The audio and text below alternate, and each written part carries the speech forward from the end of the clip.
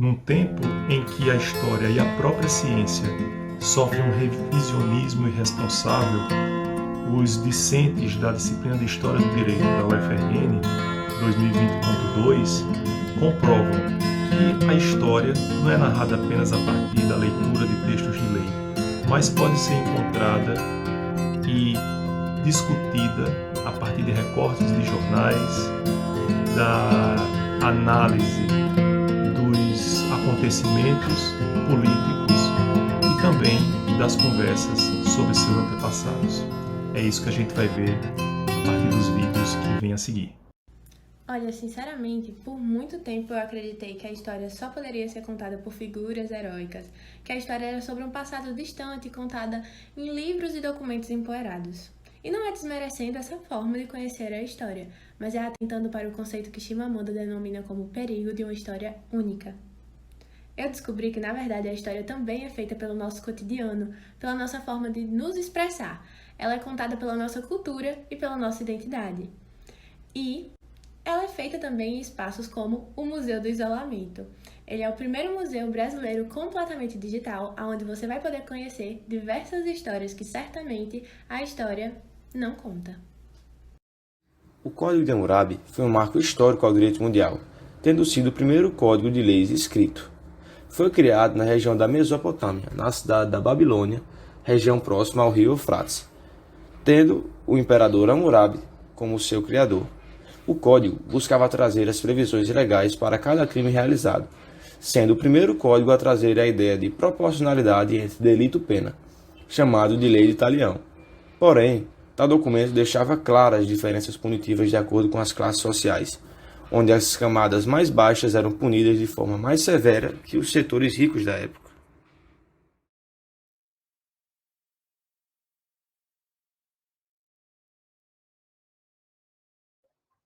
Oi pessoal, tudo bom? Eu sou o Gilson Matheus, sou graduando em História na UFRN e hoje trouxe aqui uma das múltiplas fontes para pensarmos a história do direito, que foi o Código de Hammurabi. Bom, o Código de Hammurabi ele vai ser aquele conjunto de normas escritas, o primeiro conjunto de normas escritas encontradas na Mesopotâmia. Hoje ele está localizado no museu em Paris, que teve por função o ordenamento das relações sociais e a substituição da tradição oral que existia naquela sociedade. O Código de Hammurabi era a lei do talião, baseado em olho por olho, dente por dente. Ele foi muito revigorado por Hammurabi, rei do 18º reino babilônico na Mesopotâmia antiga. E o código vai ter essa relevância por ser o primeiro conjunto escrito de normas jurídicas.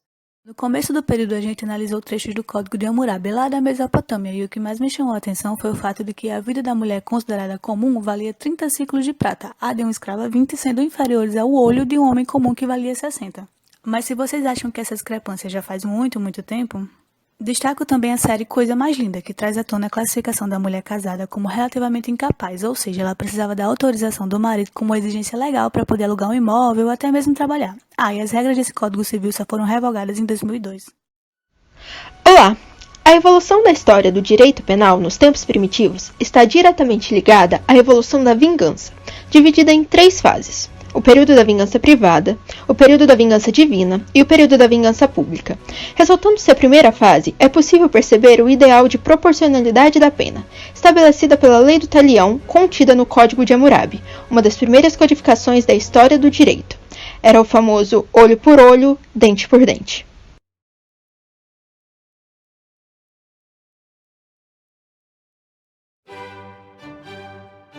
Uma cláusula pétrea é uma cláusula imutável da nossa Constituição. E essa palavra, pétrea, tem origem no Código de Hammurabi, que é um antigo código criado na Babilônia pelo imperador babilônico Hammurabi, onde ele escreveu várias normas e leis em uma pedra gigantesca com o intuito de gerar paz e justiça social. Logo, tem-se essa ideia de que algo que está escrito em uma pedra é difícil de ser alterado, portanto imutável, portanto temos hoje o que chamamos de cláusula pétrea. Estou aqui com Atlas, que é um dos titãs que tentou invadir o Olimpo, entrando em choque com Zeus, e por ser derrotado, foi submetido a uma pena que foi sustentar firmemente em suas costas. Isso me lembrou da Lei de Talião, do olho por olho, dente por dente, onde há o direito de vingança da vítima no sentido de retribuir o dano causado. Me lembrei também de uma discussão atual sobre responsabilidade civil por dano moral, onde a sentença, além de uma função reparadora e compensatória, ela deve ter uma função desestimuladora e preventiva. Afinal de contas, será que Atlas ia tentar de novo invadir o Olimpo depois de uma pena dessas? Nos direitos canônicos, é comum pessoas buscarem provar o seu favor com atividades em ordem de provar a sua inocência. Normalmente elas fazem isso se pondo em situações de extremo perigo e literalmente esperando por um milagre, mas esse nem sempre é o caso. Entra Frineia, uma cortesã ateniense famosa por sua beleza que, acusada de profanidade, despiu-se perante a corte em seu julgamento. Apesar de parecer que ela estava buscando o favor dos magistrados e não dos deuses, esse não é o caso. Na Grécia Antiga, a beleza, assim como a inteligência, a força física e a oratória, era vista como uma virtude divina. Assim, após se expor, Frineia argumentou: se os deuses não me favorecem, então por que me deram um corpo tão belo? Temendo os deuses, a corte perdoou e o caso naturalmente ficou famoso, com vários quadros e até um poema de Olavo Bilac sendo feito sobre ela. Nós sabemos que a democracia é importantíssima para o Estado do Direito, mas que tal estudar o surgimento dela na Grécia de uma forma lúdica utilizando jogos eletrônicos? O game Assassin's Creed Odyssey possui o modo Discovery Tour, no qual dentro da jogatina nós podemos visitar os locais históricos e saber mais a respeito de determinado tema. Escolhendo o tema democracia, nós aprendemos a respeito da Phoenix, considerado o centro democrático de Atenas e onde se dirimia as questões jurídicas e políticas. Podemos aprender também a respeito do seu processo democrático, dos magistrados, da participação popular e também da herança democrática. Se você quiser saber mais, pause o vídeo e leia as informações contidas na tela e muito obrigado pela atenção. Chico Buarque, ao compor a música Mulheres de Atenas, fez uma crítica ao lugar de submissão e inferioridade destinado às mulheres na sociedade ateniense. O modelo democrático de Atenas não reconhecia as mulheres como cidadãs e as privava das escolhas jurídico-administrativas de sua cidade-estado. Então, por mais que tal quadro tenha ocorrido há milhares de anos, no Brasil, até algumas décadas atrás, as mulheres eram privadas de certos direitos perante o ordenamento jurídico brasileiro. Desse modo, tal reflexão é necessária à história do direito para auxiliar a não perpetuação do sexismo no âmbito jurídico e a consolidação da igualdade de gênero.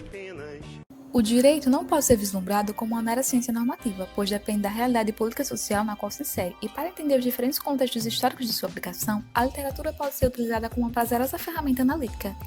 Em A Invenção do Direito, as lições de Ésquilo, Sófocles, Eurípides e Aristófanes, José Roberto de Castro Neves nos convida a conhecer o direito a partir de uma viagem às origens de nossa civilização. Em um texto leve e, no entanto, de reflexão sofisticada, o autor nos conduz a tragédias gregas como Prometeu, Antígona e Medeia, que originaram diversos dilemas que impulsionaram a invenção do direito. Um texto cativante traz para os dias de hoje alguns dos mais importantes registros históricos que atravessaram séculos e moldaram o mundo jurídico. Uma das minhas obras favoritas que traz pontos importantes da história do direito na Idade Antiga é justamente a trilogia de Cartago, com Hamilcar, Aníbal e Asdrúbal. São 3 generais importantíssimos para Cartago dentro das guerras púnicas, e dentro dessa obra a gente vê muitos elementos de persuasão, de diplomacia, como se davam direito e uma maneira de argumentar entre os legisladores antigos da época, tanto de Roma quanto de Cartago, como eles se viravam para fazer um direito que foi base para o direito atual. A crucificação de Jesus Cristo, um dos grandes julgamentos da história, nos permite refletir sobre uma das maiores injustiças que nós cometemos na humanidade. É justamente uma justificativa que se dá para a existência de um símbolo da cruz lá no plenário do STF. As injustiças cometidas no julgamento de Jesus Cristo jamais podem ser novamente aplicadas e devem servir de aprendizado para toda a humanidade.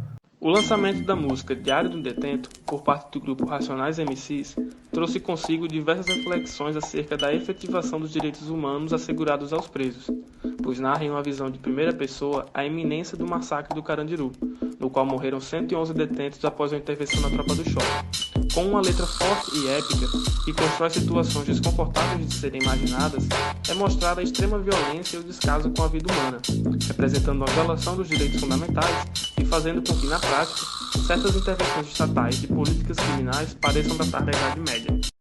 Os decretos papais são formados por um conjunto de 27 proposições e axiomas para a reestruturação da Igreja. Tratam dos poderes e da autoridade do Papa nos campos temporal e espiritual. Alguns historiadores acreditam ter sido enunciada pelo próprio Papa Gregório VII em 1075.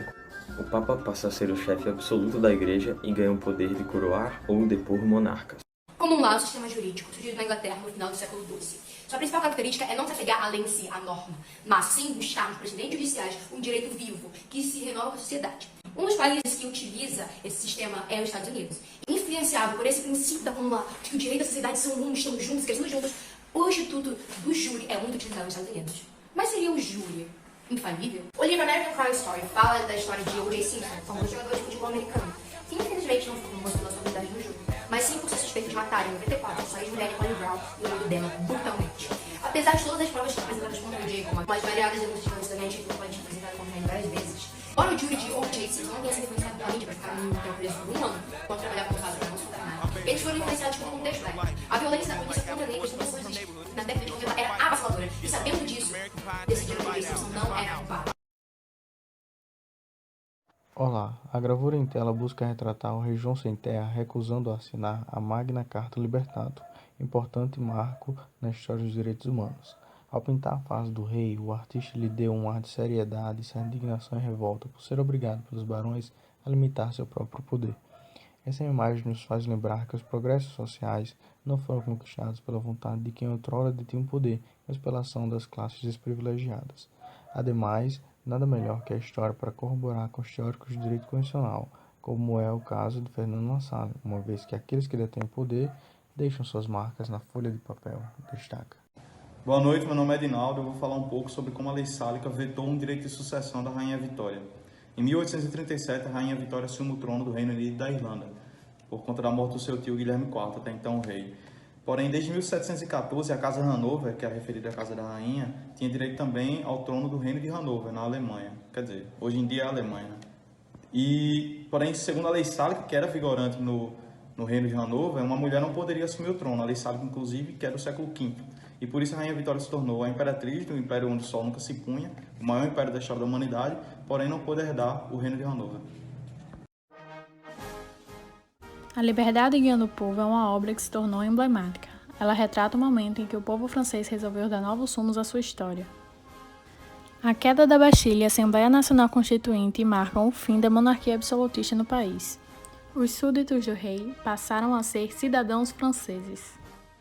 Nasce assim a Declaração dos Direitos do Homem e do Cidadão, baseada nos princípios de liberdade, igualdade e fraternidade. O espírito do mundo. Foi assim que o filósofo alemão Friedrich Hegel descreveu Napoleão Bonaparte ao vê-lo passeando em seu cavalo branco em 1806, depois de conquistar a Prússia. Para Hegel, Napoleão representava o início de uma nova era, a era da liberdade em que os princípios da Revolução Francesa seriam universalizados. O general francês seria a personificação do espírito de um novo mundo. O imperador da França seria, portanto, a personificação de um novo estágio civilizacional que anuncia a si mesmo pela guerra e pela conquista. O maior legado de Napoleão foi o seu Código Civil, que unificou o direito francês e elegeu a lei como suprema, influenciando os ordenamentos jurídicos de muitos países. Tomando o direito como um fenômeno social que se desenvolve, fica evidente a necessidade do estudo de todos os processos de influência pelo qual o direito passou. Basta examinar a história para perceber as tendências que ajudaram a mudar o direito que temos hoje. Um exemplo famoso disso é o Código Civil Napoleônico, que é conhecido por lançar por todo o mundo ocidental uma onda codicista, influenciando a estrutura do direito de inúmeros países. E é para obter esse grau de entendimento do direito de hoje que o estudo da história do direito se torna indispensável. Você sabia que o Código Napoleônico é uma importante codificação?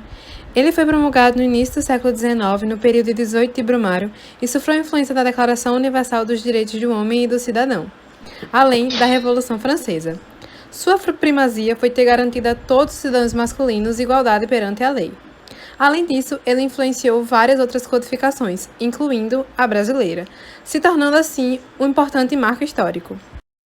Essa imagem retrata o último caso da aplicação da pena de morte no Brasil.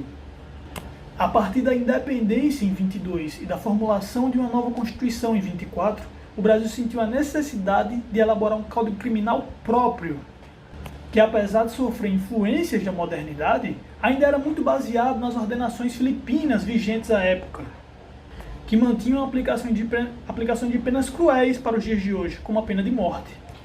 Essa só foi extinguida quando o imperador Dom Pedro II notou algumas injustiças cometidas por ela. Olá, meu nome é Bárbara. Vim trazer um pouco sobre Francisco Romão Filgueira. Ele contribuiu para a história do direito na luta pela libertação dos escravos. O local onde ele morou foi abrigo de muitos abolicionistas, foi teatro de sessões secretas e palco de decisões importantes para a abolição. Romão Filgueira foi também um dos articuladores do movimento de 30 de setembro de 1883, que foi responsável por libertar os escravos da cidade de Mossoró. Só que 5 anos antes da Lei Áurea, tornando Mossoró a 6ª cidade do Brasil a abolir a escravidão antes do decreto da Princesa Isabel de 1888. Ele foi o último sobrevivente desse movimento. E aqui temos ele e seus ex-escravos. Luiz Gonzaga Pinto da Gama, mais conhecido como Luiz Gama, filho de mãe negra e de um fidalgo de origem portuguesa, nasceu livre em 1830, mas, com apenas 10 anos de idade, foi vendido como escravo por seu pai. Aos 18 anos, pleiteou com êxito a própria liberdade.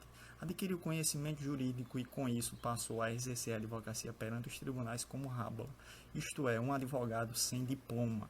Pautou sua vida na luta pela abolição da escravidão, conseguindo o feito de libertar cerca de 1000 escravos, tornando-se assim um dos mais insignes abolicionistas da história do Brasil, porém pouco reconhecido. Hoje trago brevemente a Constituição da República dos Estados Unidos do Brasil de 1891, que marcou a transição da monarquia para a república logo após a proclamação da república pelo Marechal Deodoro da Fonseca.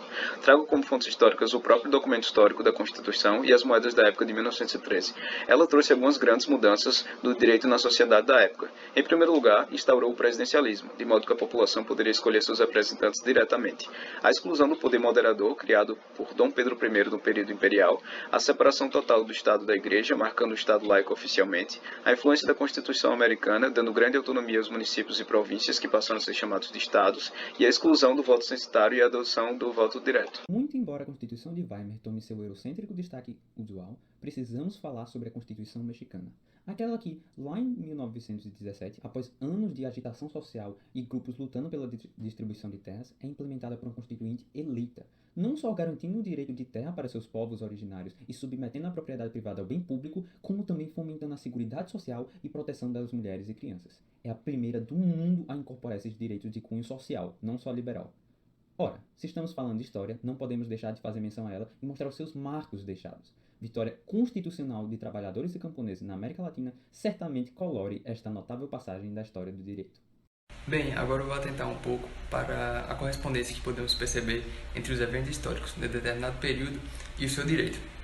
Para ilustrar mais esse aspecto, podemos citar a Declaração Universal dos Direitos Humanos, que foi sugerida e entrou em vigor em um período ligeiramente após a Segunda Guerra Mundial, que foi um período de grandes atrocidades, de um grande desrespeito em massa aos direitos fundamentais, aos direitos humanos, e essa declaração veio justamente para garantir essa proteção básica, essa proteção à dignidade da pessoa humana que não estava ocorrendo. Olá, esse quadro aqui se chama Operários, da Tarsila do Amaral. Escolhi ele porque ele é um retrato fiel do contexto da industrialização da década de 30. Também mostra, por meio dos saltos cansados, a vulnerabilidade e exploração do operariado em decorrência de poucos direitos e leis que os defendessem. Um ano depois da criação do quadro, Getúlio cria a Constituição de 34, que se tornou um marco exatamente por ter artigos que assegurassem os direitos sociais como os direitos trabalhistas, por exemplo, o salário mínimo. Assim, ela tinha inspiração na Constituição Alemã de Weimar. Na prática, houve grandes avanços, mas nem tudo que estava escrito foi concretizado. Até mais.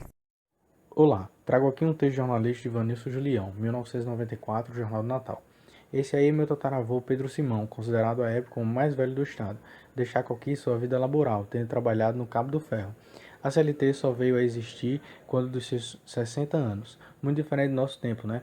Ele nasceu em 1882, mesmo ano de nascimento de Getúlio Vargas, 6 anos antes da abolição da escravidão e 7 anos antes da proclamação da República. Vigia na época o primeiro Código Penal e não havia ainda o Código Civil, apesar do esforço de Teixeira de Freitas. É um homem, então, para nós histórico, que passou por muitas mudanças que estudamos no direito brasileiro. Segundo Ronaldo Pedrosa, a história do direito está intimamente relacionada com a história da humanidade. Portanto, muitas vezes ao estudar o direito podemos encontrar fontes em locais inesperados, como na arte.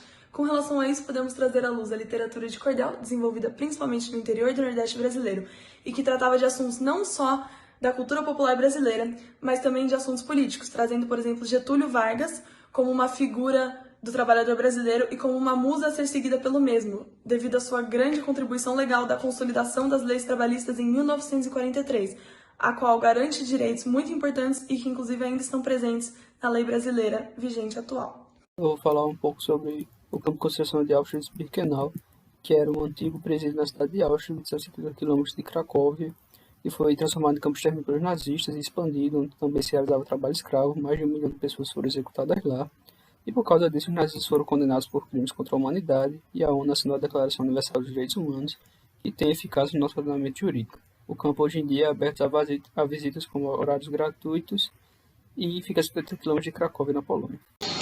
Numa época em que dominava o poder do capital, notava-se claramente problemas de angústia social. Industrialização em massa, pobreza e disparidade social eram a tônica desse período que compreendia o século XIX e início do século XX. A solução foi atribuir ao Estado a responsabilidade para promover políticas que buscassem a justiça social. Nesse exemplo, vemos que o direito também é fruto de maturação histórica.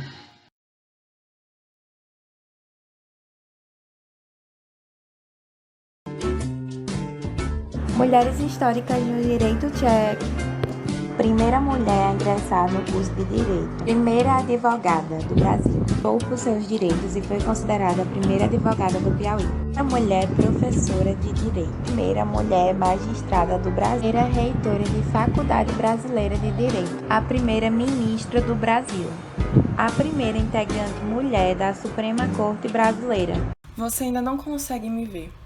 Em meio a tantas grandes árvores de face pariforme, eu sou a semente de girassol que teima. Germinei e furei todo o asfalto esbranquiçado porque o meu tutano é rígido, abolido da sua encarnação seca e do seu querer. Eu estou aqui, mas você ainda não consegue me ver. Eu não tinha dinheiro no banco, eu não era digna de classe, nem de terra estadia, eu não tinha nome para levantarem em vão. Não tinha espaço para mim na rua, nem na história, nem na Constituição. O teu pedaço de papel não me fez livre como a liberdade. E eu sei, a luta é postura infinda, mas os meus olhos não adormecem. A minha voz, na verdade, são muitas, e já está na hora de você me enxergar. A lei do divórcio foi fundamental para a luta feminista, além de uma inovação na época, principalmente porque contrariava o pensamento da igreja. No Brasil, Arethusa de Aguiar foi a primeira mulher a se divorciar 3 dias após a sanção da lei, que ocorreu no dia 26 de dezembro de 1977. A assinatura do documento foi uma conquista na luta pela igualdade de gênero, e essa música de Clarice Falcão atesta que validar essa lei foi também validar a independência feminina e contestar uma sociedade que utilizava de um documento para muitas vezes legitimar a ideia de posse da mulher. Eu não disse sim por toda a eternidade, eu não sei se você tá por fora. A democracia que hoje conhecemos foi extremamente modificada durante o percorrer histórico brasileiro, principalmente quando nos referimos ao direito à liberdade de expressão. Entre os anos de 1964 e 1985, diversas notícias foram censuradas nos jornais brasileiros. A manobra adotada pelos informantes foi a de colocar trechos de livros ou até mesmo receitas de bolos, doces e salgados. A Constituição que hoje conhecemos, a Cidadã, de 1988, foi um marco nesta garantia do direito à liberdade de expressão, presente no 5º artigo, nos incisos de número 4 e número 9. Um marco na história social do Rio Grande do Norte. Já Dom Pedro II sabia que ela precisava existir. Em 1912, a obra foi iniciada e depois de inaugurada, muito comércio, muita gente ali passava. Sofreu a ditadura, foi desvalorizada, vendida, sucateada. Só depois de 88 foi tombada e deve ser preservada. O direito à moradia digna no Brasil foi registrado na Constituição de 88. Entretanto, a cidade de Santa Cruz, no Rio Grande do Norte, nos mostra outra face do direito. Após a enchente avassaladora que ocorreu em 1981, mais de 5 mil pessoas tiveram suas casas destruídas e ficaram desabrigadas. Posteriormente, uma união solidária ocorreu entre instituições públicas e privadas, ONGs voluntárias e igreja, para a construção de 800 casas que foram distribuídas entre os desabrigados. Assim, foi por meio da maior catástrofe do RN que um direito essencial foi materializado para os cidadãos desabrigados de Santa Cruz, o que seria futuramente garantido pela Constituição de 1988.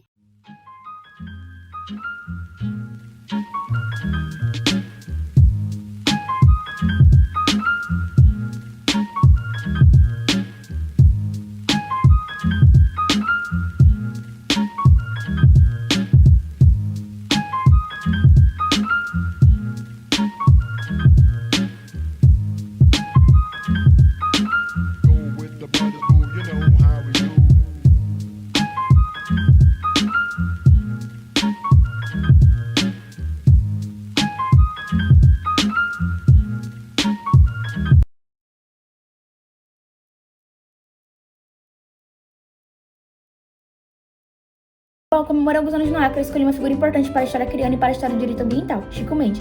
Francisco Lopes Mendes Filho nasceu em Chapuri, era um seringueiro que trabalhava na floresta amazônica e, tendo seu meio distinto ameaçado pelo desmatamento com a iminência da pecuária, ele participou da primeira entidade sindical do Acre e de ações como empates derrubados. Foi assassinado em sua própria casa por um pecuarista e, devido a seus grandes feitos, existe um parque chamado Parque Chico Mendes no Acre e sua casa foi tombada como patrimônio histórico-cultural acreano, além de existir um instituto vinculado ao Ministério do Ambiente em prol da conservação da natureza com o seu nome.